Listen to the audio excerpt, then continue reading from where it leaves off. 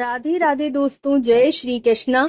अनंत चतुर्दशी के दिन गणेश भगवान का विसर्जन किया जाता है, बप्पा घर से विदाई लेते हैं। और एक और विशेष दिन होता है, इस दिन भगवान विष्णु की पूजा की जाती है।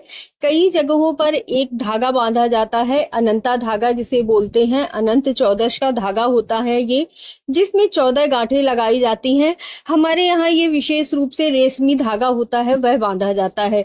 लेकिन अगर आपको नहीं मिल पाता है तो आप कलावा में भी 14 गांठें लगाकर बांध सकते हैं। इसी विशेष रूप से आपको अपनी बाजू में बांधना होता है। महिलाएं इसे अपने बाएं हाथ में बांधती हैं और पुरुष इसे अपने दाएं हाथ में बांधते हैं।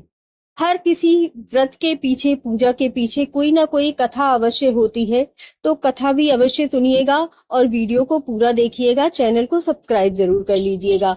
किस प्रकार विष्णु भगवान की पूजा करनी है वह भी अवश्य देखिएगा। इस समय लक्ष्मी माता की सभी लोग 16 दिन की पूजा कर रहे हैं और विष्णु भगवान की भी पूजा विशेष रूप से अनंत चौदस के दिन की जाती है। और एक रेशमी रंग का धागा जिसमें 14 गांठ लगाकर इसे अपने हाथ पर, बाजू पर बांधा जाता है। आपके यहाँ बाजू पर बांधा जाता हो तो आप बाजू पर बांध सकते हैं, हाथ पर बांधा जाता हो तो हाथ पर बांध सकते हैं।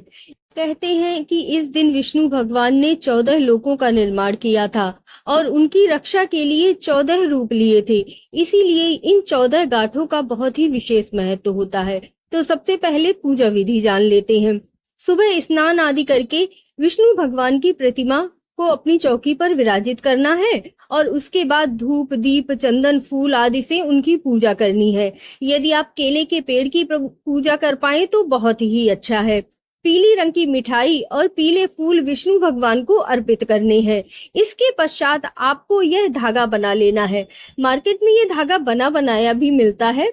यदि आपको नहीं मिल पा रहा है तो आप कलावे से ये धागा को तैयार कर लीजिएगा और इस पर 14 गांठें लगा लीजिएगा।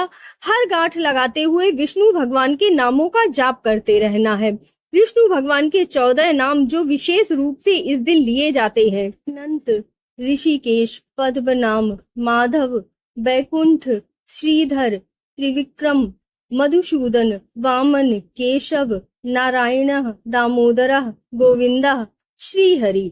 विष्णु भगवान के इन 14 नामों को लेते हुए आपको इस धागे की पूजा करनी है। थोड़ी सी हल्दी लगानी है, कुमकुम लगानी है, आरती दिखानी है और इस तरह से पूजा आदि करने के बाद दोपहर के समय मैं मुहूर्त भी बताऊंगी किस समय पर आपको धागा बांधना है। तो उस समय पर आपको ये धागा अपनी बाजू में बांध लेना है। कुछ लोग इसे गले पर भी बांधते हैं तो आप गले पर भी बांध सकते हैं। आपको इस धागे को बांधते हुए कौन से मंत्र का जाप करना है? भगवान विष्णु का नाम लेते हुए और इस मंत्र को बोलते हुए आपको यह धागा बांधना है। अनंत संसार महासमुद्रे मग्नान संयुद्धर वासुदेवा अनंत रूपे विनियोजितात्मा यह अनंत रूपाय नमो नमस्ते। अगर आप यह मंत्र नहीं बोल पाते हैं तो श्री हरि विष्णु का जो मंत्र है ओम नमो भगवते वासुदेवाय नमः मंत्र का भी जाप करते हुए इस धागे को बांध सकते हैं। दिन भगवान विष्णु की कथा सुनने का भी विशेष मनोरथ होता है, इसीलिए कथा भी अवश्य ही सुननी चाहिए। तो इस प्रकार है, पुराने समय में एक ऋषि हुए, सुमंत नाम के ऋषि। उनकी पत्नी का नाम दीक्षा था। दोनों की एक ही बेटी थी, सुशीला। सुशीला की थोड़ी बड़ी होते ही उनके माँ का देहांत हो गया। इसके बाद ऋषि को उस बच्ची के लालन पालन की चिंता सताने लगी, तो उन्होंने दूसरा विवाह करने का निर्णय लिया। उनकी दूसरी पत्नी और सुशीला की सौतेली माँ कर्कशा बहुत ही स्वभाव से कर्कश थी। वह किसी भी तरह से सुशीला को सताने में और कष्ट देने में पल भर भी न चूकती। सुशीला बड़ी होने लगी तब ऋषि सुमंत को उसके विवाह की चिंता सताई। काफी प्रयासों के बाद ही सुशीला का विवाह संपन्न हो पाया, लेकिन दरिद्रता ने उसका साथ तब भी नहीं छोड़ा। एक बार वह जंगल में लकड़ियां चुनने के लिए गई। तब उसने कुछ ऋषि की पत्नियों को विष्णु भगवान की पूजा करते हुए और हाथ में रक्षा सूत्र बांधते हुए देखा। तब उसने इसका कारण पूछा। घर आकर उसने विशेष रूप से विष्णु भगवान की पूजा की और अपनी बाजू पर भी रक्षा सूत्र बांधा। कौंडिन्य ऋषि को बहुत ही अहंकार हुआ कि उनकी मेहनत से उनके पास बहुत सारा धन आ गया है, क्योंकि यह धन तो उनके ऊपर अनंत चतुर्दशी का धागा बांधने से, कृपा प्राप्त करने से प्राप्त हुआ था।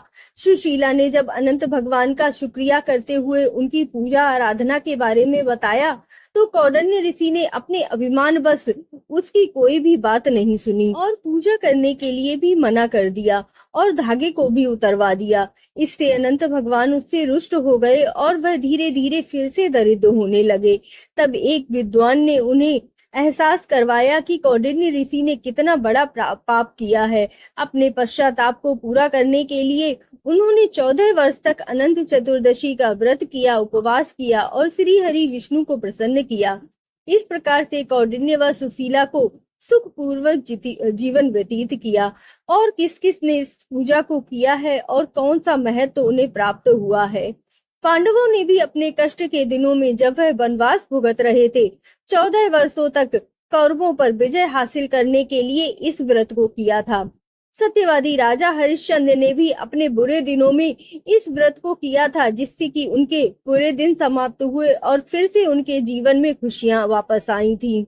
इस प्रकार अनंत चतुर्दशी के दिन जो भी ये कथा सुनता है उसे अवश्य ही श्री हरि विष्णु की कृपा प्राप्त होती है। अनंत चतुर्दशी इस बार 17 तारीख को पड़ रही है। 17 सितंबर को रवि योग का निर्माण हो रहा है, लेकिन भद्रा का भी साया है। इसीलिए 6:07 से लेकर दोपहर 1:53 अर्थात 2 बजे तक आप रक्षा सूत्र को बांध सकते हैं। इसके बाद भद्रा का साया लग जाएगा। रात्रि में 9:55 तक रहने वाला है। इसीलिए जब तक कि रवि योग है तब तक आप इस धागे को अवश्य ही बांध लीजिएगा। और गणेश भगवान जो आपके घर से विदा हो रहे हैं उनके पास भी इस धागे को अवश्य रखिएगा। आप पर विष्णु भगवान और गणेश भगवान दोनों की कृपा हो। जय श्री हरि।